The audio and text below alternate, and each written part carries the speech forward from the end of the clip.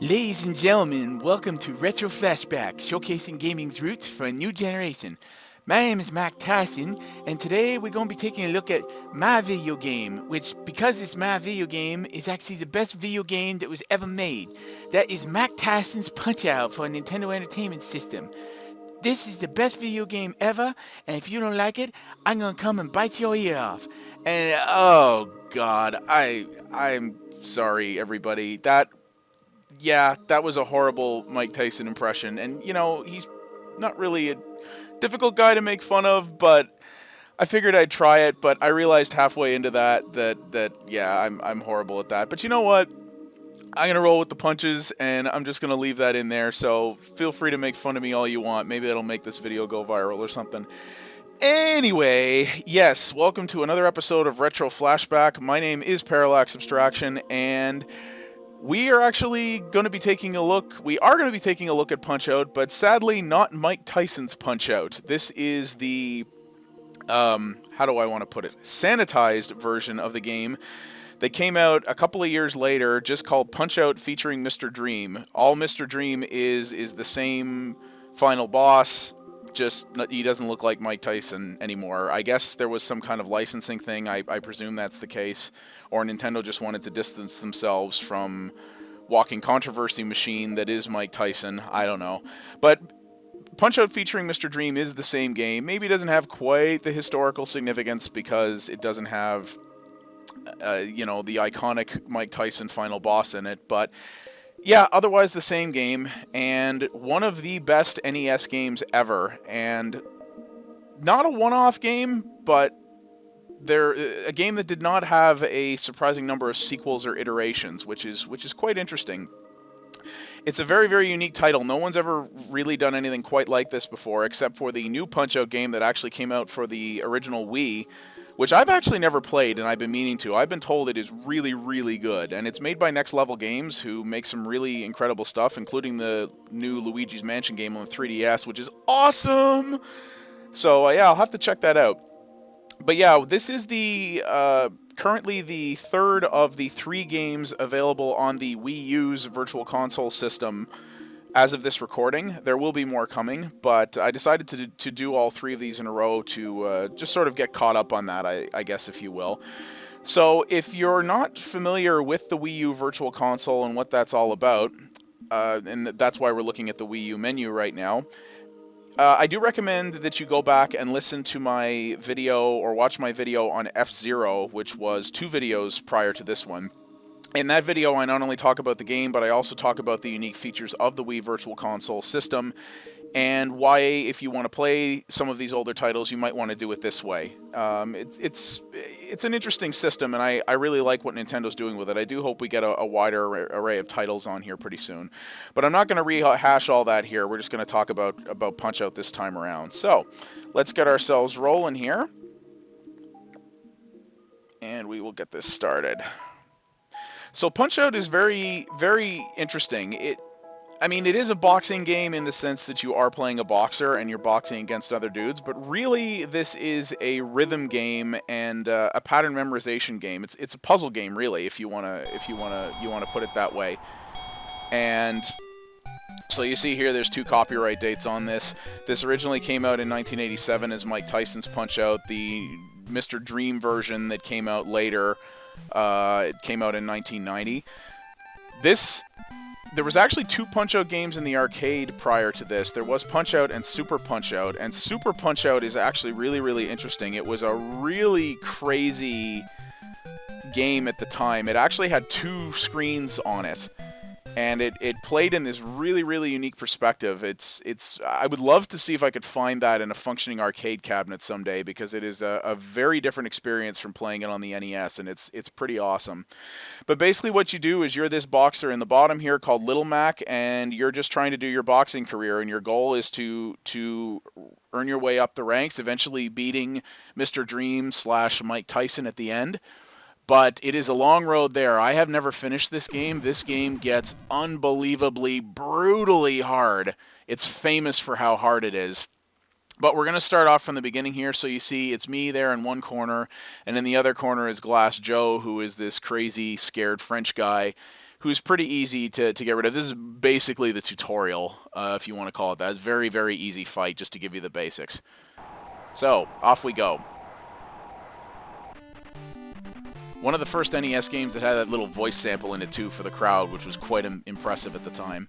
And there's little Fat Mario as our referee. This is the extent to which we see Mario in this game. Alright, so here we go. So, your movements are pretty straightforward. You have a punch button, a left and a right button, which are your A and Bs. And then you just have 4 directions of movement. So you can either move left, right. If you pull down once, you block, which allows you to block a punch, but you will take a little bit of damage in the process. Or if you double tap down, you can duck out of the way like that, which is the quickest recovery if you want to dodge a punch, but your timing also has to be very, very precise. It's very difficult to pull that off successfully. And then you can punch low, which you can do by just hitting the punch button without any directional assist, or if you press up, you do an upper punch like that. And you'll see what happened right there when I turned purple. That's because my stamina ran out. So your stamina meter is just the heart meter in the upper left corner. And you lose stamina only when you throw a punch that doesn't connect. So if he blocks it, or... Ooh, sneaky bugger. So if he blocks it... That's a funny pose. So if he blocks your punch, or you miss him... Yeah, we'll make it quick, Glass Joe. If you miss him, you lose a point of stamina. If you run out of stamina, then your character gets winded, and that's when you turn purple, and you'll see yourself sort of puffing away there. You can either recover some stamina back by Alright, there we go. You can either recover some stamina back by just waiting, or by successfully dodging a punch like that. So if you do that, and you're winded, you instantly get a bunch of stamina back. And the advantage of dodging punches like that, as you can see as well, is with some enemies you have an opportunity to catch them with their guard down, and you can get a whole bunch of short punches in that are in rapid succession but don't do a lot of damage each. But you can chain them together and do quite a bit. And you'll see that with certain punches that I'm landing with really good timing there, I'm getting a star. And what the stars are is an opportunity to do an uppercut. And the way you do an uppercut is by pressing the start button. Like that. And when you pull off an uppercut, it does a substantial amount of damage, and if your opponent doesn't have a lot of health remaining, you can knock him down with that. So the way this game handles knockdowns is you can do it a certain number of times to each opponent, which gets increasingly large the further into the game that you get. Oh yeah, take that. Which does, the amount of times they can do that does increase as you go up in opponents. And they will keep getting themselves up for a certain amount of time, and then eventually they just won't do it anymore. But every time they do get back up, they regain a certain amount of health. So it can be a little tricky, because if you can do it with knockout punches like I did there, you can take them out more quickly, and it can be you can make it a little easier on yourself. But you got to be really careful, because you can fail to connect those uppercuts, and they do take a long time to execute. So the enemy does have the ability to... Oh, you sneaky bugger. So the enemy does have the ability to gain in, to get in on you while you're trying to do that. And so it's a bit of a risk. If you do an uppercut and you miss, then you lose that opportunity. You don't get it back. So that can really screw you over. And you can already see here, we're only up to the second enemy, and you can already see how much harder this has gotten. This guy recovers much more quickly. His tell is not nearly as obvious as Glass Joe's. He doesn't telegraph for nearly as long as Glass Joe. So, and this is only the second enemy. You have several more to go in this, and it gets way more complicated. So you see there, I blew my uppercut, and I screwed that over. Now, if you get knocked down, which you are most certainly going to see happen eventually here, probably in the very near future by the look of things, if you do get knocked over, the way you get back up is by mashing the B button. Almost like a little mini QuickTime event, if you will.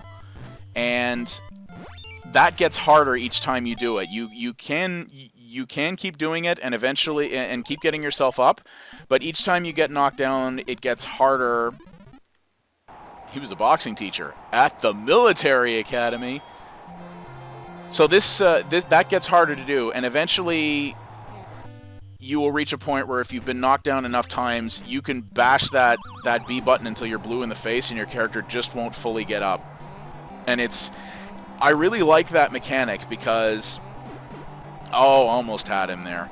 I really like that mechanic of having to mash the B button because it really makes you feel like you're fighting for your life, as it were, and you really get into it. You know, you'll get to the point where if you've been knocked down a few times, especially if you've got your opponent nearly taken care of, where you're going to be like, you're like, come on, you can totally do this, and you can't make it just at the last minute, and it's a really interesting idea. QuickTime events are a mechanic that is actually late in modern games. It's getting used less and less. It was rampant for a few years to the point where it was just ridiculous, and it's definitely gotten better than it was. But this was arguably the original QuickTime event, and they did it in a really unique way that really gave you a sense of urgency and really made you felt like you were really fighting to keep yourself going, which I really liked.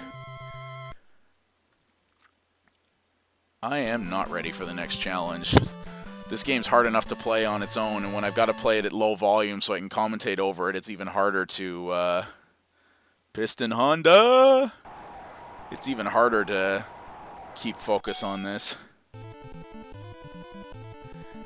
Each opponent gets their own little national anthem flair as well, which I think is a nice little touch as well. But yeah, this is a really cool game, and I am really surprised that it never really got... Oh, shocker! Oh yeah, that one went way better than expected. I don't think I've ever had a run like that on Piston Honda before. Oh yeah, this one's nasty. Yeah, because he does that. Oh, yeah, right. Man, I forgot about that. It's been a lot of years since I played this game. That's brutal. So you see here... Now that one was easy because that was my first knockout, so I only had to hit the B button like 5 times there to make that work, right? So that wasn't so bad. But it gets... As you can see, it gets... it will get way tougher as we progress here. I'm gonna see if I can keep playing this until I run out of stamina. We'll see if we can pull this off. Really, this is kind of a weird game because for as good as it is, the concept is very, very simple. That's arguably one of the things that makes it so good is that it is, you know, there is such simplicity to it.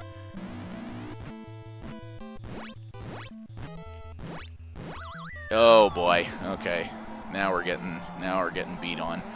But yeah, the concept of this game is really so simplistic. It's a really easy game to pick up and to get the basics of, but it is incredibly hard to master.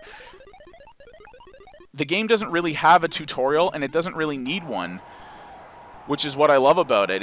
The idea is so simple. It's 2 buttons in 4 directions, and you just sort of learn by doing. And when they put you in front of Glass Joe, he is such an easy opponent and generally such a pushover that you kind of learn how to play the game by fighting him almost by accident, really. You don't need to have anything spelled out for you.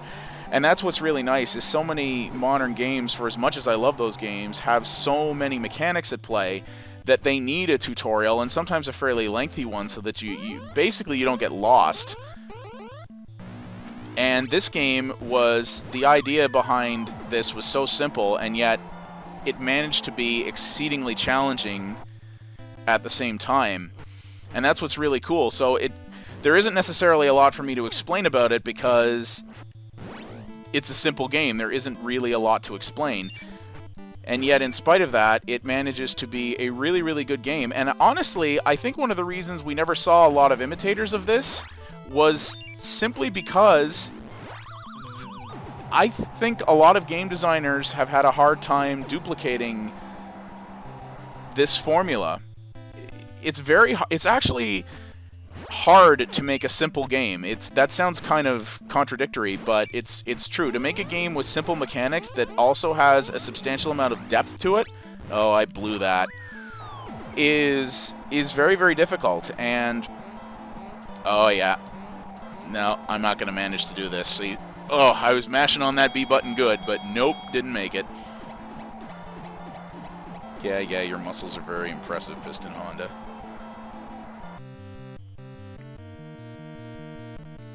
Don't cry, Mac. And this is what's interesting. So you see, I lost that bout, but I'm not really out. I just go down a notch, so I have to fight Von Kaiser again, and then I'll move up again, which is kind of neat. It's sort of, there's a bit of a push and pull to it, which is really interesting. One other little neat bit about this game, too, that was extremely rare for the NES era is that this was a game that you actually couldn't pause. The start button, which is normally the pause button, is actually the button you use to execute uppercut moves. So to do that, which is really, really interesting. The select button doesn't do anything either. So this is one place where the Wii U Virtual Console is very, very handy, because if something does come up and you do need to pause this game, you can just hit your trigger, as we talked about in the F-Zero video, and just bring up the Virtual Console menu, which does pause the game, thankfully. But yeah, it was very interesting that they didn't have any pause ability in this, much like, I mean, arcade games you obviously couldn't pause, but this was actually a home system game, and not a launch game either, so there were plenty of games that came out before this that had pause ability. I find that a rather curious omission. I don't know if that was intentional, or if it was the kind of thing where they thought it would add to the tension and the challenge. I don't know, but I think that's very interesting. But this was a game, if you wanted to play it back in the day, you actually had to put a little bit of time aside for it, because if you got interrupted, you were kind of screwed.